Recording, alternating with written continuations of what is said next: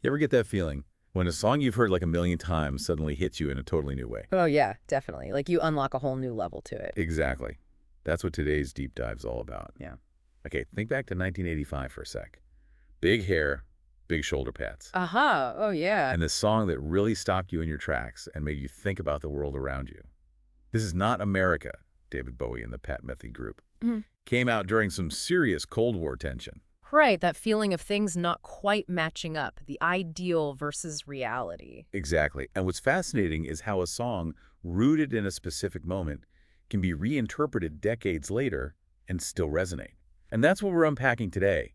This article from TATANKA about Anna Volkova, a Russian-born artist who's taken This Is Not America and made it her own for 2025. Wow, 2025. Yeah, they call her version a sonic revolution, and, we had to dig in. Had to, right? So what does her take on this classic tell us about where we are now? That's the big question. It's a great question. And, it's more than just a cover. Volkova's really engaging with the heart of the song, reshaping it to reflect what's going on today. Right, so let's get into her version. The article paints this really vivid picture. So the original had that blend of like jazzy improvisation, but also this smoother pop vibe, what they called smooth jazz fusion back then. Okay, yeah. Volkova's gone in a completely different direction. Think colder, more desolate, like minimal synthesizers, distorted guitar tones, tons of echo. That's so interesting, that contrast, because the original had this kind of open, hopeful feeling almost. But what you're describing, it's like she's emphasizing a different kind of vastness. Right. Maybe an emptiness, a void even. Yeah. And those guitar tones like scraping metal or something. That's not just atmospheric, that's like, it's almost like the sound of crumbling cities. And her vocals, they're described as breathy, almost a whisper. It really does create this feeling of like being alone in a deserted city at night. Yeah, it's almost like she's whispering because it hurts to speak any louder. Right. Like it's too heavy. Yeah, like the weight of the world is on her voice. It's completely different from Bowie's delivery, which was much more confident, almost like he was making a declaration. Definitely. And the article mentions her influences being post-punk and cold wave, bands like Joy Division, Susie and the Banshees, early Cure. I see where she's going with this. That makes a lot of sense. Yeah, and if you know that music, it can be pretty dark, introspective, Yeah. sometimes even a bit unsettling. Definitely. And, those genres, they came out of times that were pretty messed up, like socially and politically. So there was this feeling of disillusionment. So by bringing those sounds into her version, she's connecting to this whole history of music that questions the way things are. Right. And the article mentions mechanical drums, like that really precise robotic beat. Yeah, and a hypnotic bass line, the kind that makes you feel like you're stuck, maybe, like in a loop or something. And it's interesting how she's using those elements to really amplify this sense of alienation that might have been more subtle in the original. And then there's her background. She's a classically trained cellist and multi-instrumentalist. Oh, wow. Yeah, and the article says she layers these sounds almost like scenes in a film. They actually call her version a sonic short film. That's a great way to put it. It's like she's using music to tell a story, to actually create images in your head. It's not just music, it's like a whole experience. Totally. And the images she's evoking, urban decay, lost dreams, that really resonates with where we are now. It's moved so far beyond those specific Cold War fears. Absolutely. It's like she's tapping into this universal feeling of things falling apart. Which brings us to why her version hit so hard today. The original was tied to Cold War anxiety, but Volkova's tapping into something more contemporary, like political instability, economic uncertainty, just this overall social unrest. Right. It's like that feeling of this is not right. It's something a lot of people are feeling right now. And the lyrics, "This is not America," they take on a whole new weight. They do, because for Bowie, it was probably about specific ideologies, global power struggles, stuff like that. But now with Volkova, it feels more like a broader statement, like a lament for a lost ideal, a disappointment with how our things turned out. Yeah, and the way she delivers those lyrics, almost whispering them. And that repetition, it's like an elegy, like a mournful song for a country struggling with its own identity. Yeah, it's like it's not even anger anymore. It's sadness, like a quiet acceptance of loss. And that repetition, it makes it even more haunting, like a constant echo of disappointment. And then there's the way she produced it. Those soft synth swells, the sparse drums, these eerie harmony. It's all so stripped back. It's like she wants us to confront the message head on.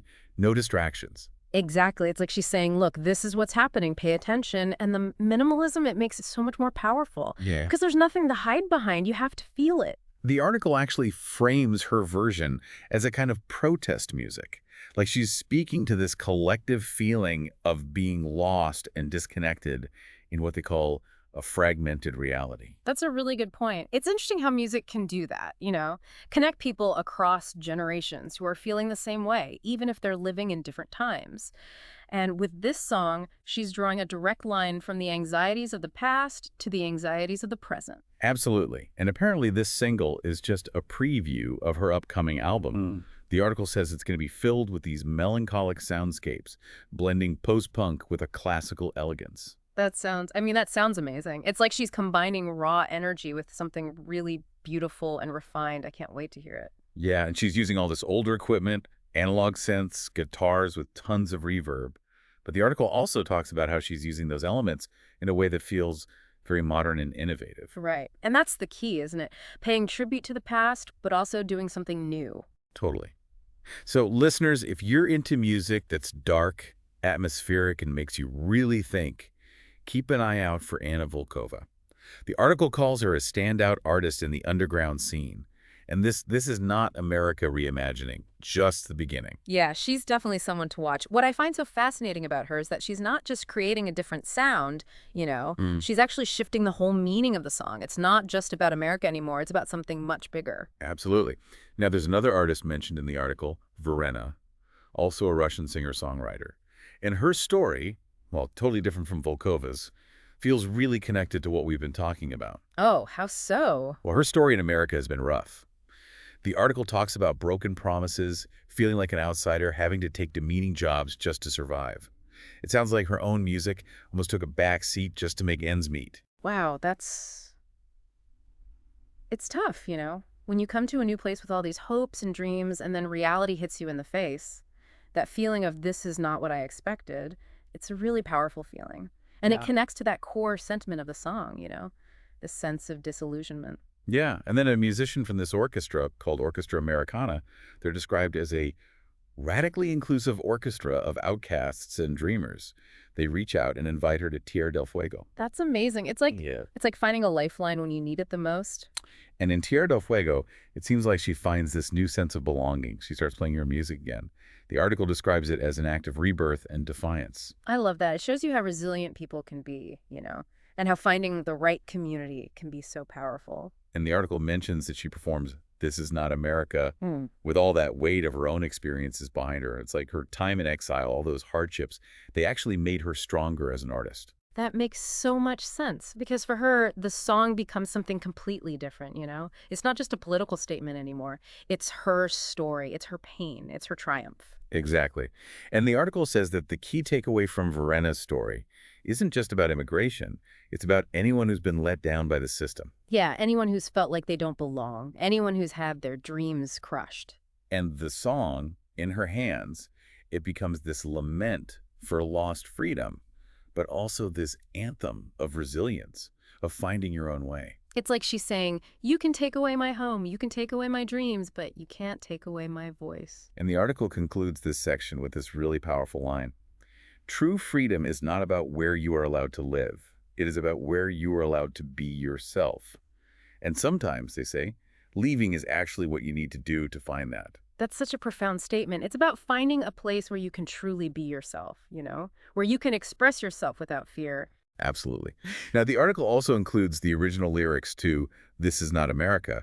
Lines like, little piece of you, a little piece in me will die, or blossom fails to bloom this season. And of course, that recurring for This Is Not America. When you read those lyrics now in this new context, it's crazy how they can be interpreted in so many different ways. It really is. And it's interesting. They also included a Russian translation of the lyrics. Oh, wow. Yeah. Which makes you think about how these feelings of disillusionment, this sense of things not being right, they're not limited to America. It's a universal experience. It's a great point. So to wrap it all up, what we have with Anna Volkova's This Is Not America isn't just a cover, it's a powerful contemporary statement. And Verena's story, it brings those themes to life in such a human way, showing us the real impact of shattered dreams, but also the power of finding your voice in the most unexpected places. What I find so amazing is how both of these artists, with their shared Russian heritage, are able to take this American song and make it speak to the anxieties of our current moment. And it really makes you think, doesn't it, about how songs, art, things we think we know, can take on entirely new meanings when viewed through a different lens, and what it means for an artist to reclaim and redefine something so familiar. It makes you wonder, what other pieces of art are out there just waiting to be rediscovered, reinterpreted, made relevant for today? It's definitely something to think about. Absolutely. And that's our deep dive for today. Thanks for having me. Thanks for listening.